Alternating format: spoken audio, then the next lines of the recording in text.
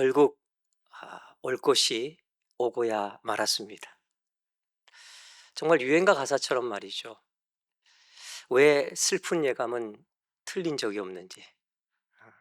그동안 소문으로만 무성했던, 그래서 실제로는 그런 일이 좀 안 일어났으면 하고 그토록 간절히 바라면서, 또 한편으로는 정말 그런 일이 생기면 어떡하지 걱정하고 두려워하면서 그렇게 마음 졸여 왔었는데, 그런데 결국 우려했던 그 일이 벌어지고 만 거예요. 드디어 아수르가 대군을 이끌고 남유다를 쳐들어온 것이죠. 이것이 36장, 이사야 36장부터 나오는 말씀이에요. 우리 이사야 36장 1절 말씀을 한번 같이 읽겠습니다. 이사야 36장 1절 같이 읽습니다. 시작. 히스기야 왕 14년에 아수르 왕 사네립이 올라와서 유다의 모든 견고한 성을 쳐서 취하니라. 주전 701년경에 고대 근동 모든 지역의 나라들을 다 정복하고 북이스라엘까지 멸망시켰던 아수르가 드디어 거의 유일하게 남아있던 이 남유다까지 침략해 들어온 거예요. 아수르는 유다를 공격하면서 예루살렘으로 바로 진격해 온 것이 아니라 우선 각 지방에 있는 성들부터 차례차례 무너뜨리는 그런 전략을 사용했어요.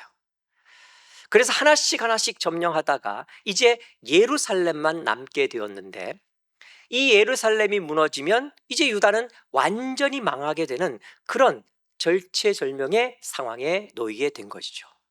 그 마지막 남은 예루살렘을 무너뜨리려고 하는 아수르와 그걸 지키려고 하는 유다의 전쟁 이야기가 이사야 36장, 37장 두 장에 걸쳐 소개되어 있습니다. 이스라엘 입장에서는 구군이 달린 정말 중요한 이야기가 지금 펼쳐지고 있다라는 거예요. 자, 유다에게는 이 이야기가 중요한 것 알겠어요. 그럼 우리한테는 이게 왜 중요할까요? 우리는 왜 이걸 읽고 들어야 하는 겁니까? 이게 우리한테는 어떤 의미가 있는 걸까요? 솔직히 우리랑 별로 상관없는 이야기잖아요. 우리나라 전쟁 이야기도 다 모르는데, 그렇잖아요. 우리가 모르는 전쟁 이야기, 저는 얼마 전에 그 사극 고려 거란 전쟁인가요? 그거 통해서 정말 그런 전쟁이 있었는지, 거기에 그런 어떤 정말 위대한 장군이 있었는지 처음 알았던 그런 것들이 많았거든요. 제가 나이가 꽤 되는데도. 그러니까 우리나라 전쟁 이야기도 모르는 게 너무 많은데, 아니 우리랑 전혀 상관없는 저 멀리 떨어져 있는 이스라엘의 전쟁 이야기를 우리가 도대체 왜 읽고 또 그거를 들어야 하는 걸까요? 그것은, 여러분, 여기 이 아수르가 단지 하나의 민족이나 하나의 국가가 아니라, 이 아수르는 세상의 세력을 대표하기 때문에 그렇습니다. 물론 아수르만 그런 건 아니죠. 성경에 나오는 하나님을 알지 못하는 모든 민족과 국가들, 특별히 제국이라는 이름이 붙은 건요, 다 세상의 세력들이다라고 말할 수 있어요. 그리고 더 중요한 건 그 세상 세력 뒤에는 뭐가 있느냐? 바로 공중 권세 잡은 자, 이 어둠의 세상 주관자인 사탄 마귀가 있다는 것을 우리가 알아야 한다는 거예요. 특별히 어떤 나쁜 나라가 있어서 그건 사탄 마귀가 역사하는 나라고 뭐 다른 나라는 아니다, 그게 아니고요. 지금까지 있었던 모든 나라들, 즉 하나님을 알지 못하는 인간의 모든 힘과 세력은 다 사탄 마귀의 조종하에 있다라고 봐야 한다라는 거예요. 특별히 전쟁은 더 그렇습니다. 역사상 모든 전쟁 뒤에는 다 사탄 마귀가 있다. 악의 세력인 사탄이 사람들의 탐욕과 욕망을 부추기고 세상의 세력을 조정해서 이 세상을 마음대로 쥐고 흔든 것이 바로 전쟁의 역사다라고 말할 수가 있어요. 더군다나 이런 식의 정복 전쟁은요, 전적으로 사탄에게 조종받는 세상 세력의 공격이다라고 볼 수밖에 없다라는 거죠. 세상의 모든 전쟁이 다 사탄의 조종하에 움직이는 것이라고 한다면, 하물며 하나님의 백성 유다를 침공한 이 아수르의 침공은 말할 필요도 없다는 거예요. 성경을 볼 때 분명한 점은 뭐냐? 물론 문제는 많이 있었지만, 그러나 유다 백성은 하나님을 믿는 백성이었다는 거예요. 지금 우리가 믿는 그 하나님을 믿는 사람들이었다는 거죠. 하나님을 믿는 신앙 위에 온전하지 않아요. 부족해요. 연약함도 많고 문제도 많이 있었어요. 하지만 그래도 신앙 가지고 사는 사람들이었다는 거죠. 그런데 바로 그런 유다를 이제 세상 세력인 앗수르가 공격해 들어온 거예요. 그리고 와서는 노골적으로 하나님을 회방하고 조롱하는 말을 서슴지 않고 행하고 있는 이것이 지금 성경이 말하는 분명한 사실이라는 거죠. 그런 면에서 이 전쟁은 사탄 마귀에게 조종되는 세상 세력이 하나님의 사람들을 공격한 것이다 라고 볼 수가 있는 것이고, 그래서 이 말씀이 지금 우리에게 의미가 있다라는 거예요. 왜냐하면 지금도 우리는 영적 전쟁 가운데 살고 있기 때문에, 지금도 영적 공격받아서 때때로 우리의 신앙과 삶이 흔들릴 때가 너무나 많기 때문에 이 말씀이 우리에게 의미가 있다는 거죠. 그래서 우리는 이 이야기를 보면서 이 세상과 믿음의 사람들과의 관계, 또 그 사이에서 벌어지는 영적 전쟁, 그 승리의 비밀을 볼 수 있어야 한다는 거죠. 하나님의 사람이 이 세상을 살아가면서 날마다 영적 전쟁하는 입장에서 꼭 알아야 될 아주 중요한 영적 비밀들을 우리가 깨달아야 한다는 거예요. 이것이 오늘의 메시지입니다. 자, 그런데 이 영적 전쟁 비밀을 알기 위해서 우리가 먼저 알아야 될 중요한 두 가지가 있어요. 즉 오늘 말씀을 통해서 어떤 중요한 것 알기 전에 성경 전반에 걸쳐서 성경이 이야기하는 정말 중요한 이 영적 전쟁과 관련된 중요한 두 가지를 우리가 먼저 알아야 된다는 거죠. 하나가 뭐냐? 하나는요, 세상은 절대로 우리를 가만히 두지 않는다라고 하는 사실이에요. 세상은 우리를 가만히 두지 않는다. 여러분, 세상은요, 믿음의 사람인 우리를 절대로 가만두지 않습니다. 실감이 잘 안 나시는 것 같은데 이렇게 표현할게요. 세상은요, 믿음의 사람인 여러분을 절대로 가만두지 않아요. 때로 세상이 우리를 그냥 내버려 두는 것처럼 보일 때가 있는데 속지 말아야 됩니다. 세상이 우리를 공격하고 있지 않을 때는요, 우리를 그냥 놔두는 것이 아니라 기회를 노리고 있는 거예요. 인류 역사를 보면요, 지금까지 존재했던 세상의 힘을 소유했던 모든 나라들은요, 그 주변 나라를 늘 침략하고 정복하려고 했어요. 가만히 있던 나라가 없었습니다. 나라가 막 커지고 막 힘은 생겼는데 전혀 침략하지 않고 자기들끼리만 그렇게 있었다? 그런 나라가 없었다는 거예요. 힘만 생기면, 커지기만 하면 아무튼 침략하고 공격하고 정복하려고 했는데 바로 이게 세상 힘의 속성이라는 거예요. 우리가 한국 역사를 배우면 한국은 지난 역사 동안에 한 1000번 가까운 외침을 당했다 그래요. 어느 분의 기록을 보니까 이분이 이야기하기를 정확히 993번이었다라고 그러는데 맞는지는 모르겠어요. 근데 아무튼 1000번 가까운 외침을 당했는데, 그런데 이분이 하는 얘기가 뭐냐면 그렇게 침략을 당하면서 한국은 한 번도 다른 나라를 침략한 일이 없다라는 거예요. 그래서 한국이 굉장히 좋은 나라고 우리는 정말 평화를 사랑하는 그런 민족이라고 막 이렇게 지켜 세우는 그 글을 본 적이 있는데, 근데 사실 여러분 이건 다소 억지죠. 솔직히 이렇게 말해야 정확한 팩트일 거예요. 한국 주변에 있었던 나라들은요, 힘만 생기면 한국을 쳐들어왔는데 한국은 왜 그동안 한 번도 다른 나라를 침략하지 않았느냐? 착해서가 아니라, 평화를 사랑해서가 아니라 솔직히 뭐예요? 뭐 힘이 없어서 했겠죠. 침략할 힘이 없었기 때문에 안 했다는 거, 이게 솔직히 인정해야 될 팩트일 거예요. 근데 여러분, 가만히 들여다보면 아니 한국에 뭐 좋은 게 있었겠어요? 그 옛날에 뭐가 가장 있었습니까? 그런데 힘만 생기면 주위에 있는 나라들은 한국을 침략한 거예요. 왜 그랬을까? 그게 세상 힘의 속성이니까. 자, 이게 바로 세상 힘의 속성이라고 한다면 하물며 세상 세력이 하나님의 사람들을 가만히 두겠느냐, 그 말이에요. 반드시 공격합니다. 우리가 그걸 알고 있어야 되는 거예요. 그러니까 세상이 우리를 공격하지 않기를 바라는 것 자체가 어리석은 거예요. 우리는요, 신앙생활 하면서 영적 공격 받지 않고 그냥 평안히 그냥 아무 일도 없이 그냥 그렇게 살아갔으면 좋겠다라고 바랄 때가 많은데, 여러분 그렇게 기대하는 것 자체가 어리석은 거라는 거예요. 사탄은요, 우리가 믿음을 가진 그 순간부터 우리가 의의 길, 생명의 길을 걸어가기 때문에 그 생명 갖지 못하도록 우리를 흔들고 우리를 공격하고 기회를 노리고 있다는 거 여러분이 마음에 새기셔야 된다는 거예요. 자, 그렇기 때문에 영적으로 만약에 우리가 공격받을 때 여러분 너무 놀라고 당황해서 스트레스 받지 말라라는 거예요. 어떻게 이런 일이 나한테 생겼지? 왜 이런 일이 생겼지? 막 이래가지고 막 놀라고 그러지 말라라는 거예요. 당황하지 마세요.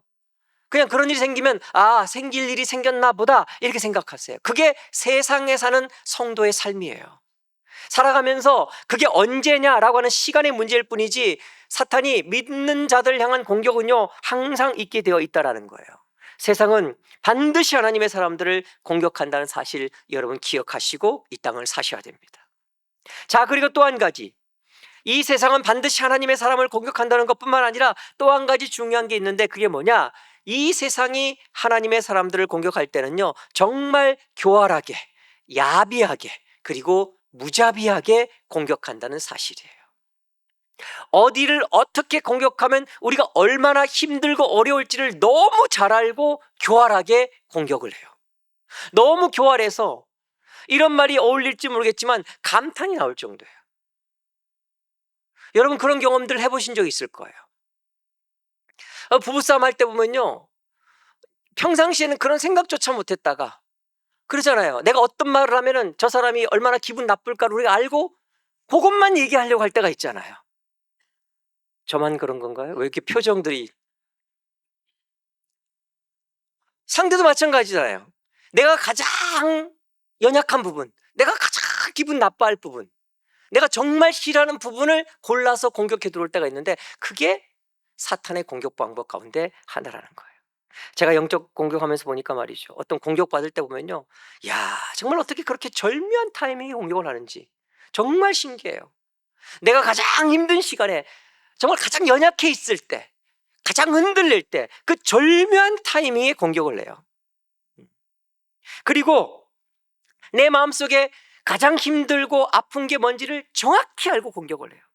정말 어디가 제일 아픈지, 뭐가 가장 힘든지, 또 어떤 게 제일 약한지, 어떤 걸 가지고 흔들어야 내가 정말 많이 흔들리는지를 정확히 알고 공격을 하니까 저도 모르게 그럴 때마다 제 마음속에서 막 이런 말이 나와요. 야 정말 귀신같이 알았다. 뭐 사실 귀신 맞죠, 그렇죠? 사탄이니까. 정말 어떻게 이 타이밍에 이런 걸, 진짜 어이없는 감탄이 나올 정도로 여러분 이게 영적 공격의 특징이라는 거예요. 오늘 말씀 보면은 여기 아수르가 유다를 공격할 때 세상의 공격이 얼마나 교활한지 그게 너무너무 잘 드러나고 있어요. 앞에서 이미 말씀드린 것처럼 아스루 왕 사네립이 유다를 침공할 때 그들이 가지고 있는 그 전력을 보면요 그냥 곧바로 예루살렘 성을 공격할 수 있었어요. 그런데 그러지 않았습니다. 일단 유다의 각 지방에 있는 병거성들을 치기 시작했어요. 병거성은 뭐냐면은 전쟁할 때 쓰는 수레하고 말, 그리고 마병들을 따로 보관하는 성이에요. 그러니까 전쟁을 할 때 다른 중요한 성들을 지킬 때 어떤 중요한 군사 시설들이 거기 있었다는 거죠. 그러니까 그런 병거성들을 하나 둘 점령하더니 예루살렘 가장 가까이에 있었던 병거성인 라기스라고 하는 성까지 다 점령해 놓고 난 다음에 이제 예루살렘만 남겨놓은 거예요. 그러니까 쉽게 말하면 수족을 다 잘라내버리고 숲만 이제 겨우 까딱까딱 붙여놓은 거예요. 그리고 서로 바로 공격하지 않았어요. 랍사게라고 하는 그 아수르 왕 사네립이요, 장군들 중에 랍사게라고 하는, 하여튼 이름도 약간 얍삽한 느낌이 나는 그런 랍사게를, 장군 많았을 텐데 랍사게를 갖다가 보내가지고 말이죠 예루살렘을 딱 포위하도록 만들어요. 그리고는 이제 어떻게 하느냐, 바로 공격하지 않아요. 살살 약 올리면서 겁주면서 말로 달래가면서 그러면서 그야말로 유다 사람들을 말려 죽이기 시작해요. 이게 이 세상 악의 교활함이에요. 차라리 그냥 한 대 때리면 좋겠는데 때리지도 않아. 때릴 듯 말 듯, 또 안 때리나 싶으면 또 때릴 것 같고 말이죠. 이게 세상, 이 사탄이 조종하는 세상 악의 교활함 가운데 하나라는 거예요. 자, 그러면서 이 랍사게가 어떻게 하냐면요 말로 그들을 막 흔들어 놔요. 그가 이렇게 이야기합니다. 너희가 지금 도대체 누구를 믿고 이렇게 아수르에게 반항하느냐?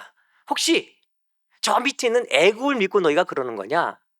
그러면서 뭐라고 이야기하면 애굽은 썩은 갈대 지팡이 같아서 그걸 짚는 순간, 그걸 의지하는 순간 그게 부러져서 의지한 사람 손만 다치게 될 것이다. 이렇게 이야기해요. 그리고 또 얘기해요. 혹시 너희가 하나님을 신뢰한다고 하면서 지금 이러고 있느냐? 그러면서 히스기야가 산당과 제당을 다 제거하고 거기 예루살렘에서만 예배하자고 했던 바로 그 신을 지금 의지하면서 지금 너희들이 이러고 있느냐라고 이야기해요.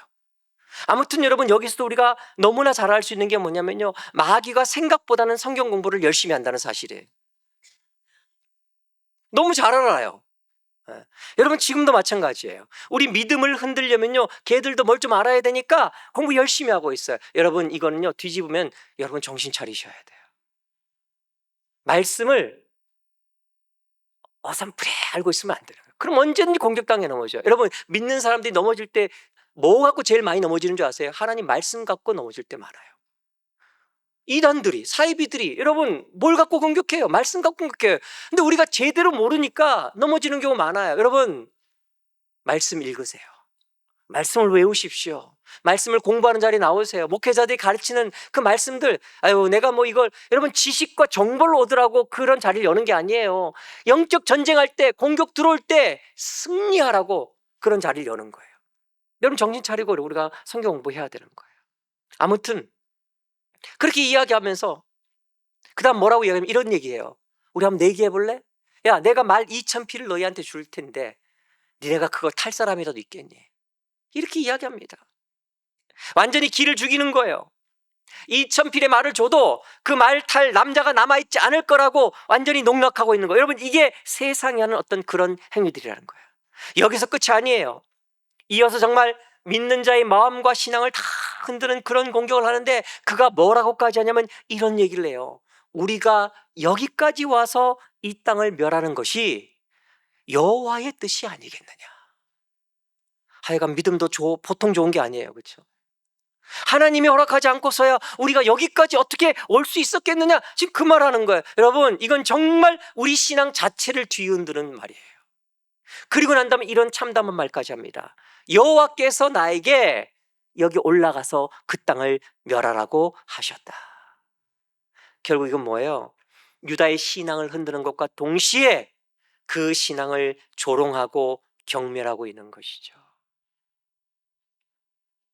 이 랍사게가 얼마나 교활한지를 보여주는 또 다른 하나는요, 그가 이 모든 말을 자기네 말, 즉 아랍어가 아니라 유다 말, 히브리어로 했다는 거예요. 왜 그렇게 했을까요? 유다 백성들 다 들으라고, 성 안에 있는 사람들 들으라고 말이죠. 그런데 또 그 상황에서 유다 리더들이 어떻게 한 줄 아세요? 아주 애원을 해요. 제발 아랍말로 하십시오. 우리 아랍말 다 아니까 유다 말로 하지 말고 아랍말. 여러분, 이런 비참함이 어디 있어요? 이런 치욕이 어디 있습니까? 저는 이 말씀 읽을 때 도대체 유다 리더들도 제정신 아닌 것 같아요. 그런다고 그 사람이 그걸 들어주겠어요? 근데 우리가 세상 살면서 세상에 그렇게 구걸할 때가 많다라는 거예요. 하지만 오히려 랍사게가 더 큰 소리로 말이죠, 그야말로 유다인들을 갖다가 유린하듯이 막 히브리어로 떠듭니다. 히스기야를 신뢰하지 말라고, 히스기야를 믿지 말라고, 히스기야가 여호와를 신뢰하게 하려는 것을 따르지 마라 라고 그렇게 외치고 있는 장면이 이사야 36장에 나와 있는 내용이에요. 여러분이 그 내용을 혹시 더 자세히 알고 싶으면 집에 가셔서 이사야 36장을 좀 자세히 읽어보세요. 제가 설명한 게 그대로 나와 있어요. 자, 이걸 통해 우리가 알 수 있는 게 뭐냐면, 결국 사탄의 공격은, 이 세상을 통해 사탄이 공격해 들어올 때 기본적으로 두 가지의 노림수를 가지고 공격한다는 것을 깨닫게 돼요. 세상이 하나님의 사람을 공격할 때 항상 이 두 가지를 노린다는 거죠. 첫째가 뭐냐? 바로 하나님의 사람의 마음을 무너뜨리는 거예요.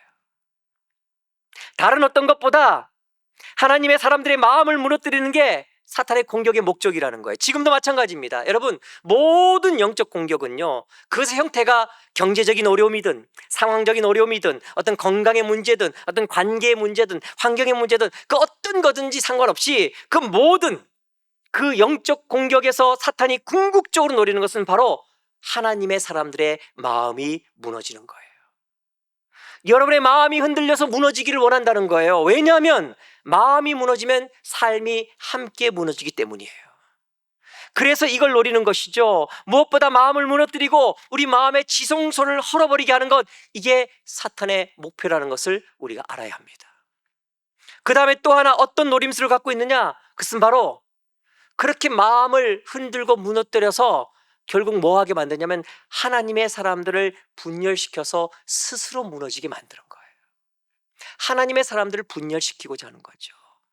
서로 싸우게 하는 겁니다. 서로 믿지 못하게 하고 갈등하게 하고 서로 상처를 주면서 싸워서 결국은 스스로 무너지게하자 하는 것, 이것이 바로 사탄이 노리는 노림수라는 거예요. 여러분, 이런 노림수 앞에 수없이 많은 가정들이 무너졌어요. 수없이 많은 가족들이 깨졌습니다. 이것 때문에 수없이 많은 교회들이 무너졌어요. 많은 영적 공동체가 무너졌습니다. 경제적인 어려움이 왔는데, 환경의 어려움이 왔는데, 다른 어려움이 왔는데, 그것 때문에 부모와 자녀가 부부간에 혹은 공동체 안에 서로 사랑하고 함께 섬겨야 될 멤버십들이 서로 갈등하고 싸우고 물고 뜯으면서 스스로 무너져 내린 그런 공동체들이 얼마나 많이 있는지 몰라요.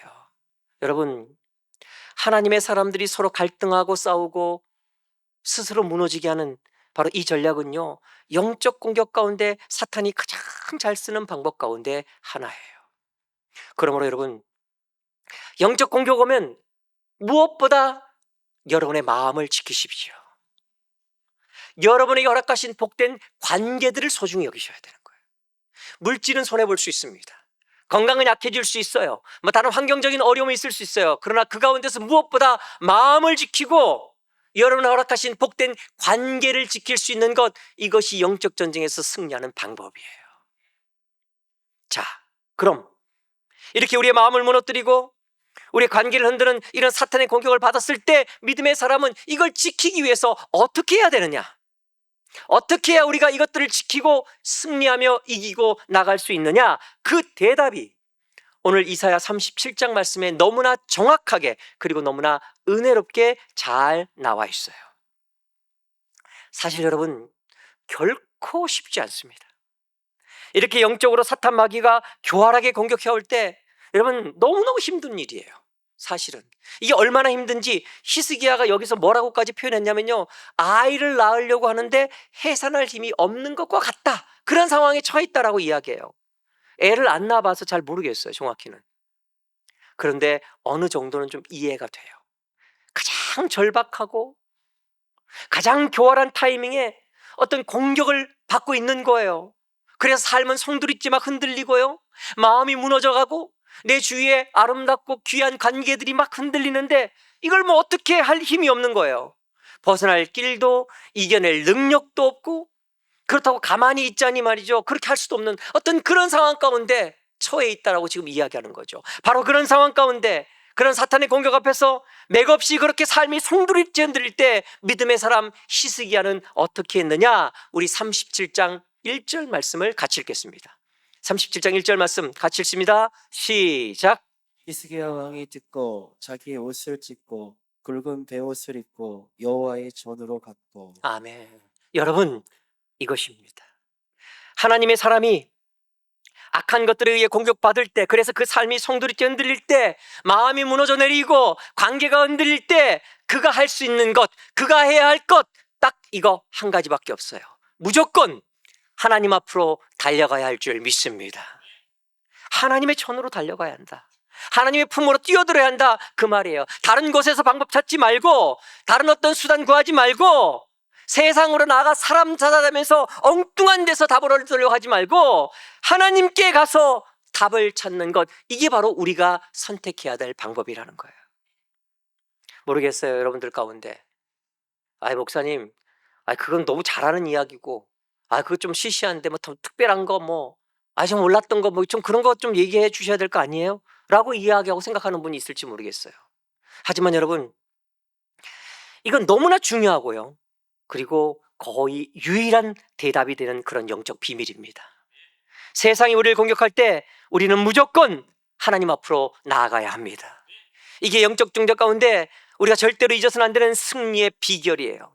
두려움의 문제가 오면요, 그 문제 때문에 주저앉아 낙심하고 절망하는 사람이 있어요. 혹은 그 문제 들고 세상을 향해 달려가서 사람 찾아다니면서 세상적 방법 구하고 사람 통해서 해결하려고 몸부림치는 사람도 있어요. 하지만 여러분, 믿음의 사람은 그 문제 들고 주님께 달려가야 될 줄 믿습니다. 모든 고난과 위기와 어려움을 기도의 제목으로 삼고 하나님 앞에 달려나가서 주의 십자가 붙잡는 것, 이것이 바로 믿음의 사람의 방법인 줄 믿습니다. 바로 여기에 히스기야의 영적 위대함이 있는 거예요. 여러분, 사실 히스기야는요, 우리하고 비교해서는요, 가진 게 정말 많은 사람이었어요. 왜? 그럼 왕이니까. 나름대로 힘도 있었고요. 어떤 능력도 있고, 주위에 사람도 많이 있었어요. 무슨 말이냐면, 이렇게 저렇게 해볼 수 있는 수단 방법이 꽤 많이 있는 사람이었다, 그 말이에요.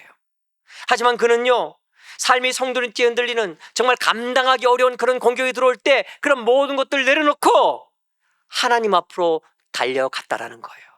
이게 바로 히스기야의 아름다운 점이고, 이게 정말 놀라운 그의 신앙의 모습이라는 거예요. 저는 여러분이 히스기야 이 신앙을 본받을 수 있기를 주의 이름으로 축원합니다.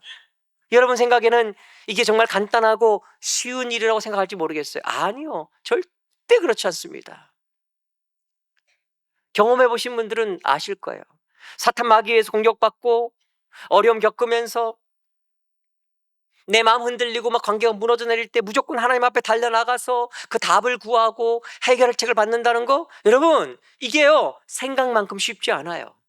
여러분 아셔야 됩니다. 정말 준비된 믿음 없이는요, 어떤 정말 하나님 앞에 결단 없이는 쉽지 않은 이야기예요. 왜냐하면 그런 일이 있다는 자체가 사탄 마귀가 역사하면서 가장 절묘한 때 나의 가장 힘든 걸로 나를 공격하면서 특별히 우리 마음속에 있는 하나님을 향한 마음을 흔들어 놓기 때문에, 쉽게 말하면 우리 마음의 지성소를 흔들기 때문에 그런 상황 가운데 무조건 하나님 앞으로 달려간다는 거, 이게 쉬운 게 아니라는 거예요. 그런 공격 들어오면요 그냥 주저앉기 쉽고요, 오히려 하나님과 반대 방향으로 튕겨 나가버리기가 쉬워요. 어떤 사람은 생각이 너무 많아서 못 나가요. 이 생각 저 생각 막 이 머리 저 머리 막 좋지도 않은 머리 막 굴리다 보니까 하나님 앞에 못 나가는 경우 많아요. 어떤 사람은 당황해서 못 나가요. 막 당황해갖고 말이죠, 어떻게 이런 일이 생겼을까? 어떻게 하면 좋지? 막 이래가면서 우왕좌왕하다가 못 나가는 경우도 있어요. 그런가 하면 어떤 사람은요 때때로 무지해서 못 나가요. 즉 하나님 앞에 나아가면 해결받을 수 있다는 걸 몰라서 못 나가는 경우도 많아요. 어떤 사람은 알긴 잘 알아요. 많이 듣고 뭐 알아요. 그런데 하나님께 삐쳐가지고 안 나가요. 하나님이 나한테 이러시면 안 되지. 아니 내가 어떻게 신앙생활 했는데 막 이러면서 삐쳐서 안 나가는. 하나님께 삐치는 게 전공인 분들은 너무 잘 아실 거예요. 그렇죠?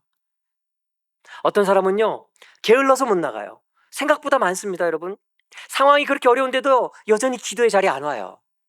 마음은 원인데 뭐 육신이 약해서 막 이래가면서 말이죠, 아니 그렇게 어렵다고 하면서 그렇게 힘들다고 하면서 예배 자리에 안 와요. 기도의 자리에 안 와요. 매달리지 않습니다. 게을러서 못하는 경우 많아요.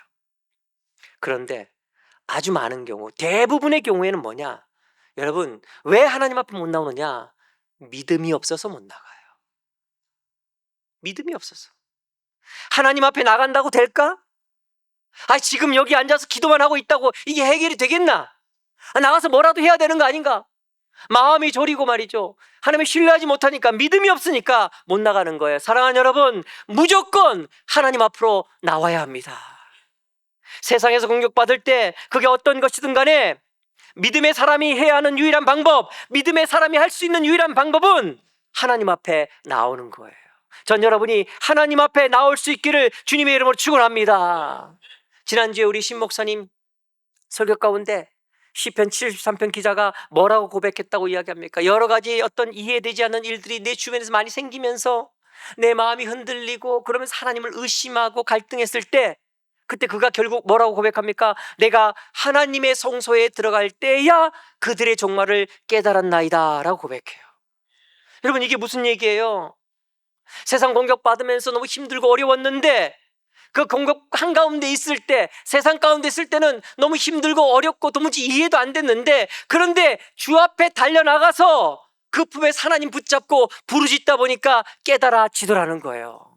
뭐가 깨달아지는 거예요? 하나님의 은혜가, 나를 감싸고 있는 하나님의 사랑이, 나를 지금도 붙들고 있는 하나님의 그 섭리가 깨달아지더라는 거예요. 제가 여러분에게 정말 잘하는 말 있잖아요, 설교 시간에. 틀림없이 무슨 뜻이 있을 텐데. 한번 따라합시다. 틀림없이 무슨 뜻이 있을 텐데. 우리 옆에 분과 한번 격려했으면 좋겠어요. 손 한 잡아주면서 틀림없이 무슨 뜻이 있으실 겁니다. 한번 인사하세요.